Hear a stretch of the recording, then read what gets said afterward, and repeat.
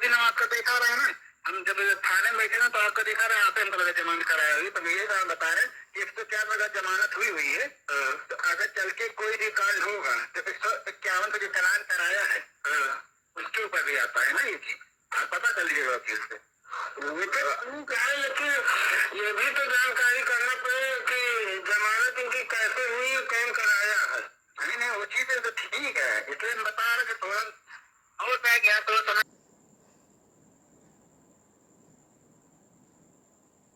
हाय, Radhe Radhe friends, कैसे हैं आप सब? मैं अच्छी हूँ, आशा करती हूँ आप भी अच्छी होंगे, अपनी अपनी फैमिली के साथ खुश होंगे।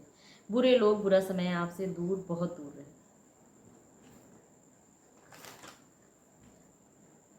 तो जब 2017 में मुझे मेरे ससुराल वालों ने निकाल दिया, पहले तो जब जो है मतलब जैसे मैं ससुराल गई थी रहने के लिए, परमानेंटली रहने के लिए गई थी, अपना सामान लेकर के गई थी पर्वत खेड़ा लालगंज। वहाँ से मुझे मार पीट के मेरे पति, मेरे नंदोई, मेरी नंद, जेठानी, सास ससुर, इन लोगों के द्वारा मुझे बहुत मेंटली टॉर्चर किया गया और उससे के बाद मुझे निकाल दिया गया।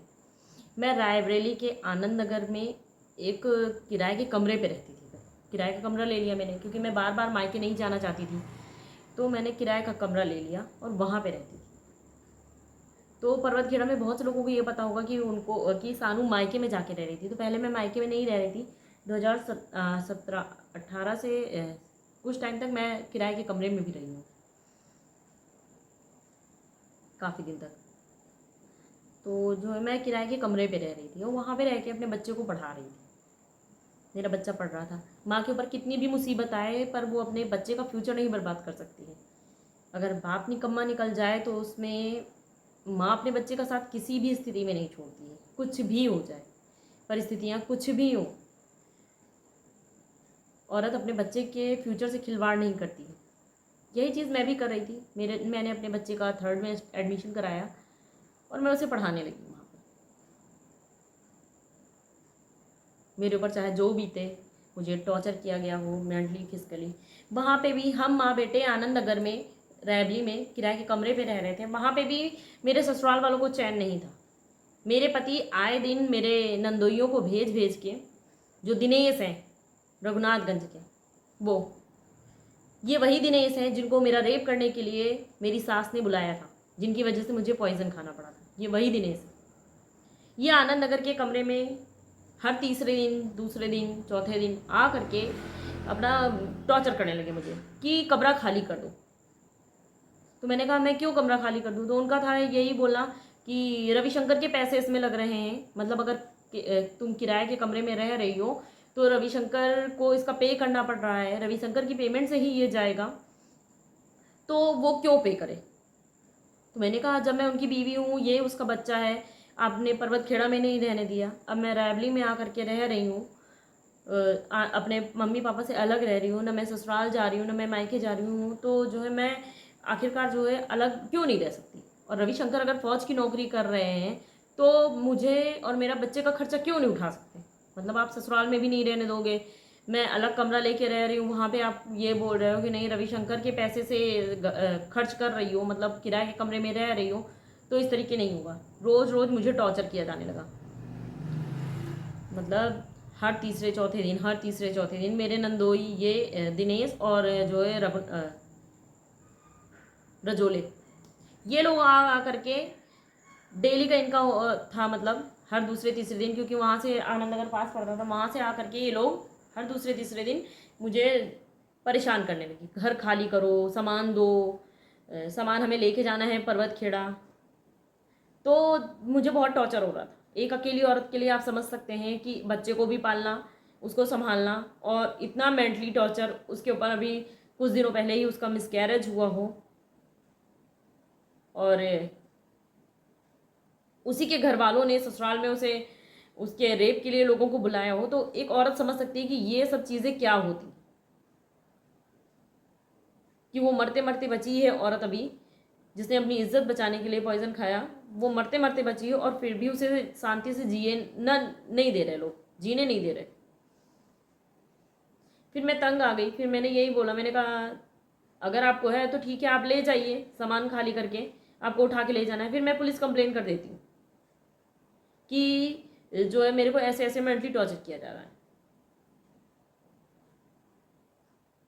क्योंकि मैं अपने बच्चे को पढ़ा भी नहीं पा रही थी उन लोगों की वजह से, और इन्हीं सब की वजह से मुझे डिप्रेशन के अटैक आना स्टार्ट हो गए। पति बात नहीं करता, नंदोई हर तीसरे दिन चौथे दिन आ करके दरवाजे पे खड़े हो जाते हैं झगड़ा करने के लिए। एक औरत को इतना मजबूर कर दिया इन लोगों ने कि वो कहीं पे भी सुकून से जी ही नहीं पा रही थी। मतलब मैं ससुराल भी नहीं जा सकती थी, समाज की वजह से मैं मायके में भी नहीं रहना चाह रही थी, क्योंकि मैं शादीशुदा हूँ, एक बच्चे की माँ हूँ, और उस पर अगर मैं अकेले अलग अपने बच्चे के साथ किराए के मकान में रह रही थी तो वहाँ पे भी मुझे नहीं रहने दिया जा रहा था। वहाँ पे भी मेरे नंदोई पहुँच गए थे, जैसे कि यहाँ लखनऊ में पहुँच गए हैं मुझे मारने के लिए। ना मैं रैबली में सेफ थी, ना मैं पर्वत खेड़ा में सेफ थी।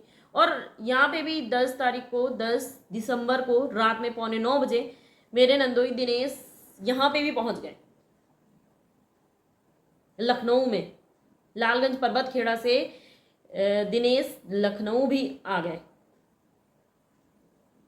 जब पुलिस वालों ने दिनेश को पकड़ा है यहाँ पे, तो काफ़ी देर तक जो है कान पकड़ के खड़ा करा करके रखा बाहर, पूरी सोसाइटी ने देखा, क्योंकि मैं दिनेश के ऊपर विश्वास नहीं करती, नंदोई के ऊपर मैं अपने विश्वास नहीं करती, 1% भी विश्वास नहीं करती।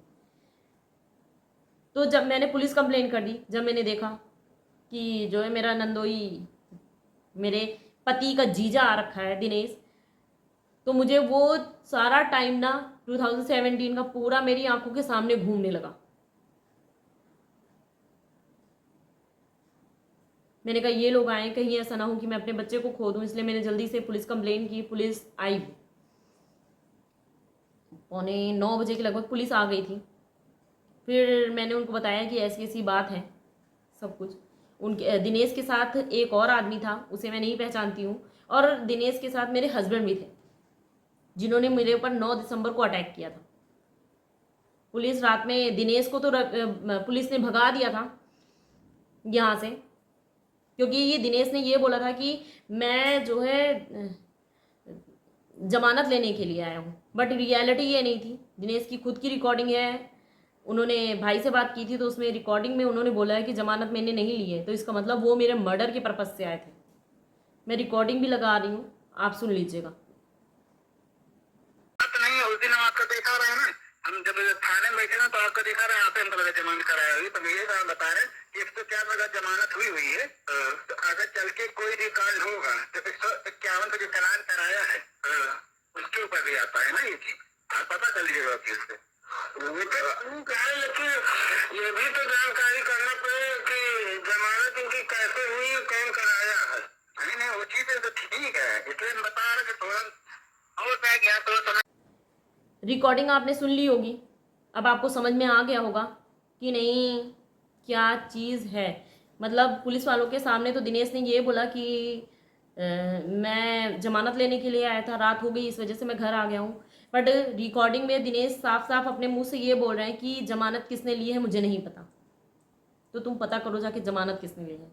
इसका मतलब दिनेश मुझे और मेरे बच्चे को जान से मारने के लिए ही लखनऊ आए थे।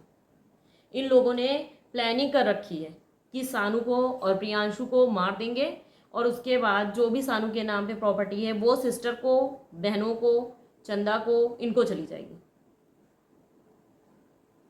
ना मुझे पर्वत खेड़ा में रहने दिया गया, ना मैं रैबली में रही, और जब मैं पर्वत खेड़ा और रैबली दोनों जगह छोड़ करके मैं एकदम लखनऊ में आकर के रहने लगी, तो यहाँ पे भी मैं सेफ नहीं हूँ।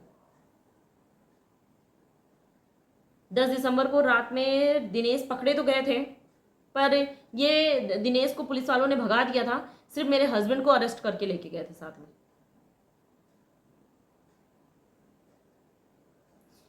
जो डॉक्यूमेंट मुझे 11 तारीख को दिया गया, थाने बुलाया गया था कि आप थाने आइएगा, हम आपको FIR की कॉपी देंगे, उसमें वो भी मैं लगा रही हूँ, आप खुद देख लीजिएगा कि उसमें क्या है, क्योंकि मुझे तो समझ में नहीं आया क्या है।